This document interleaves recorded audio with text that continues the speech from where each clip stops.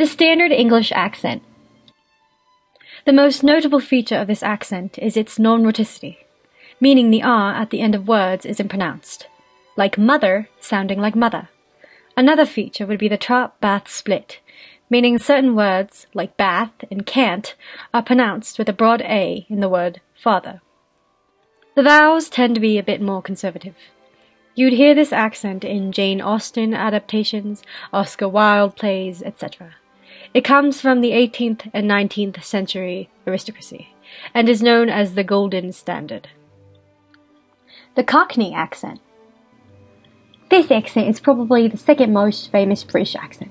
It originated in the East End of London, but shares many features with and influences other dialects within that region. There are a lot of features in this accent. Firstly, you have raised vowels. Words like trap and cat sound like trip and cat. Again, like the standard, there's non-rhoticity and the trap-bath split. There's also a vowel shift. For instance, the Cockney day sounds like the American die.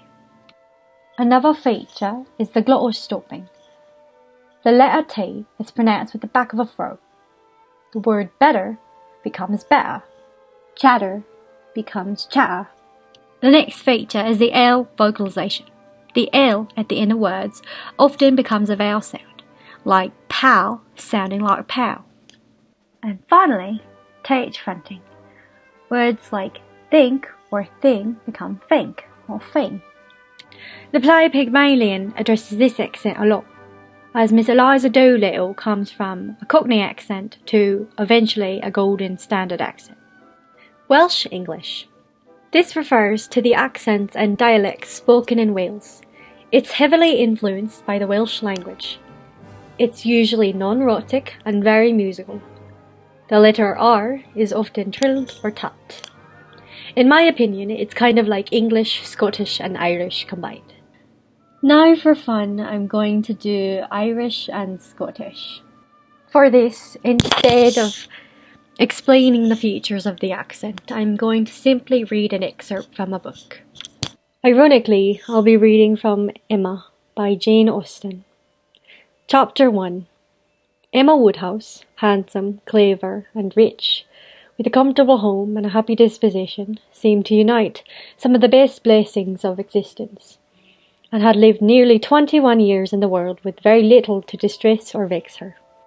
She was the youngest of 2 daughters of the most affectionate, indulgent father, and had, in consequence of her sister's marriage, been mistress of his house for a very early period.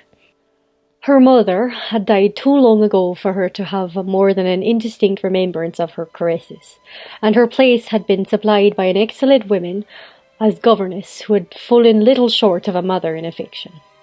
16 years had Miss Taylor been in Mr. Woodhouse's family, less as a governess than a friend, very fond of both daughters, but particularly of Emma. Between them, it was more of an intimacy of sisters.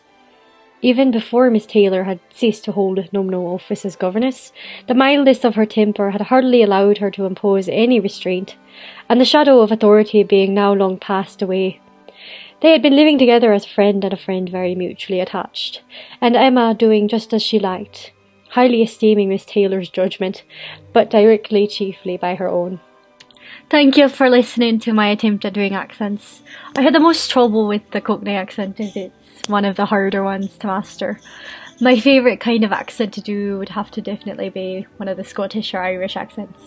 They seem to flow into my brain like the quickest for some reason. It was a very fun project to do and perform. Every so often I catch myself thinking in thoughts of like a Scottish or Irish accent for some reason, even though we really didn't go to those places, but I did actually have a layover in Dublin, which was really cool and all, and this was such a fun experience, and I hope to go back someday, of course.